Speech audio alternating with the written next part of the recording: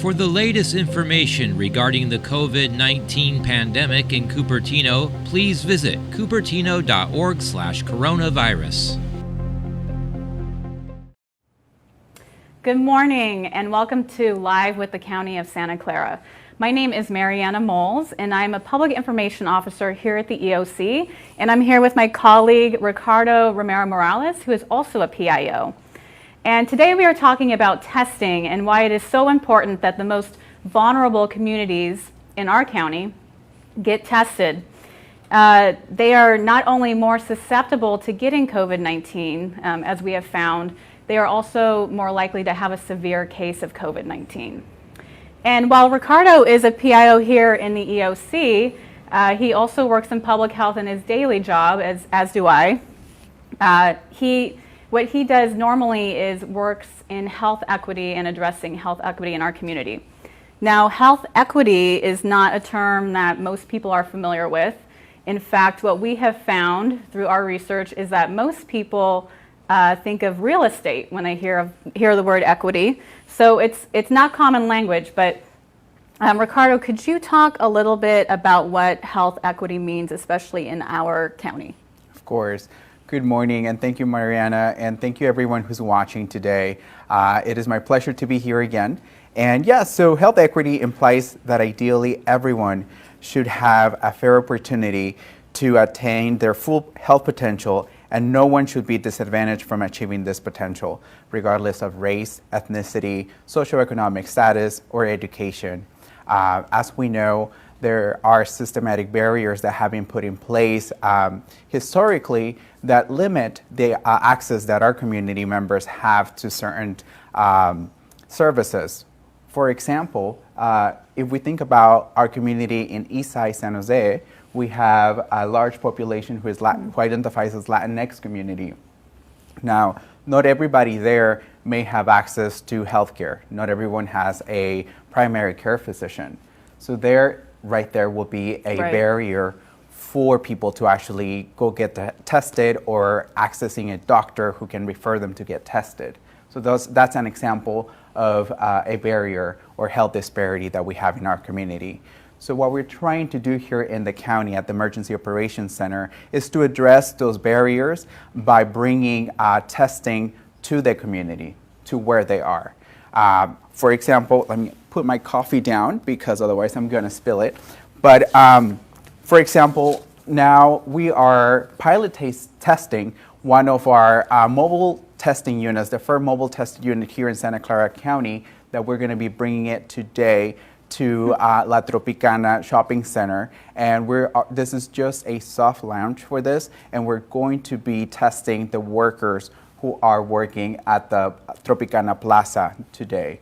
However, we'll be expanding that testing and we'll be bringing the mobile unit to the neighborhoods in Eastside San Jose, hopefully by next week. So please do stay tuned and visit our website to get the latest updates on where our testing unit will be located. Yes, and that website is www.sccfreetest.org. We've made it pretty simple there with that URL. Yes. So what I'm hearing from you, Ricardo, is that the very people who need to be getting testing the most are also the ones who are facing the most barriers to getting testing. And so that's why the county is working so hard to address this inequity that we're seeing. Can you talk a little bit more about the data that we're seeing on our dashboard that's on our website about the cases? Absolutely. Thank you, Mariana, for bringing that up. For those who are not familiar with our website, we have dashboards that indicate the number of cases that we are having day by day, as well as now we have the ability to disaggregate the data by race and ethnicity, by age groups, and also now by zip codes.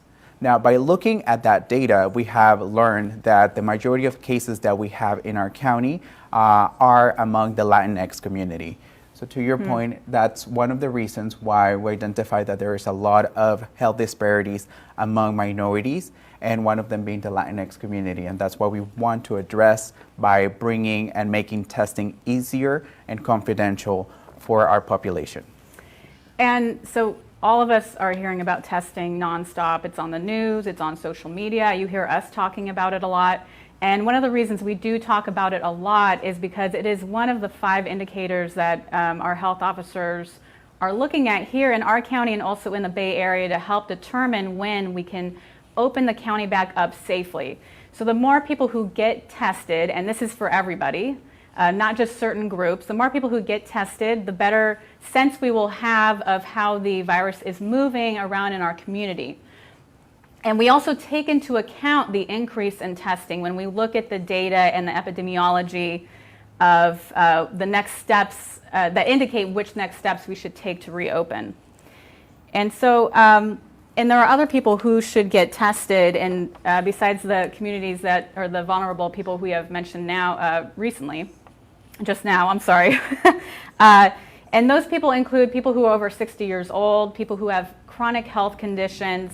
If you work in the front lines, and I think you're going to speak to this a little bit more, if you work in grocery stores, if you're a healthcare worker, first responder, you should be getting tested at least once a month.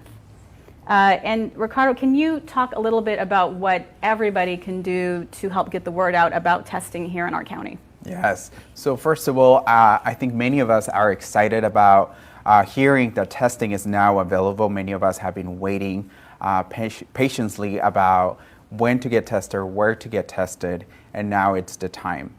Especially for those who are frontline workers, who are interacting with the public, and where it's difficult to maintain at least 6 feet apart of distance between the public and yourself. That's when we're recommending for people to get tested at least once a month. Now, yes, so to your point of like, what are 3 things that you, who is watching us right now, can do to help us promote testing or to continue to spread the message? One is you can definitely send a message, put it up on your social media, share our own social media messages, make it your own about testing, inform a friend, your family members, encourage them to get tested, and also invite them to visit our website. Our website now has a map. It's an interactive map that allows you to identify where the closest testing site to you is. So you can just enter your location and you will see where the nearest testing site is. To where you work or live.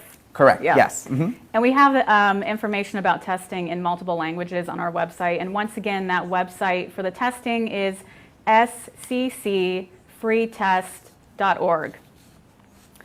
And so what are 3 things, so we talked about what the general community can do to get the word out, and word of mouth is always really important for things like this. Yes. What are 3 things that people who live in these communities who face these barriers, what can they do to get help to kind of lessen these barriers for themselves? Yes. For minorities, especially for the Latinx community, we're very big in sharing what the vecina, what the comadre is saying. So we highly encourage you to do that. This is the time to do that. Share the message about getting tested. We now have a flyer, so you might be coming around or you might be seeing this flyer around in where we are explaining the testing. First of all, testing is easy and it's safe and it's free and confidential.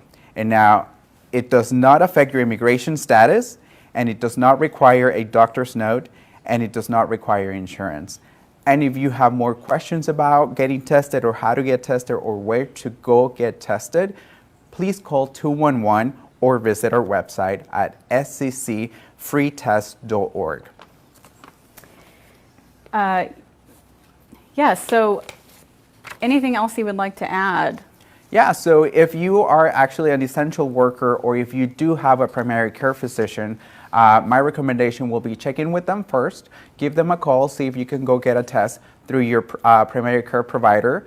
And then if you don't have a doctor, if you don't have a primary care physician, we do have community clinics in our community where you can go get tested. And now we're going to start having a mobile unit that's going to be going around the neighborhoods to go get tested. So please do stay tuned for more information with the times and locations of our testing unit.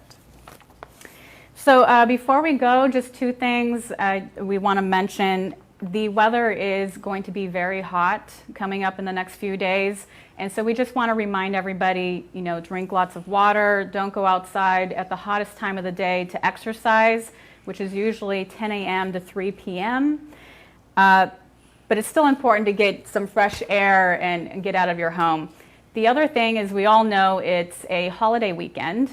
I don't know what holidays are anymore. All the days blend together nowadays.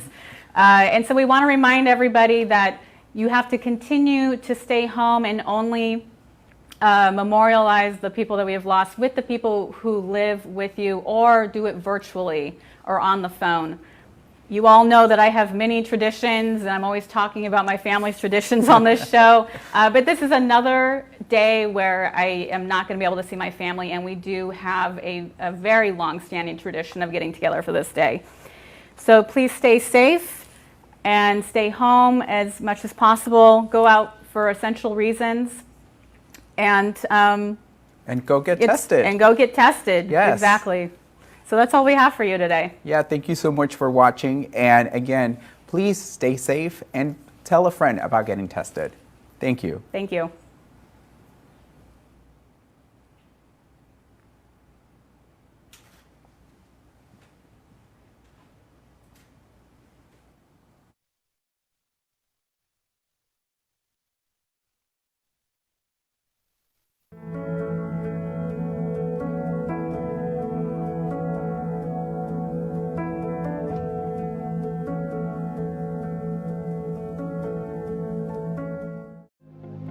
For the latest information regarding the COVID-19 pandemic in Cupertino, please visit cupertino.org/coronavirus.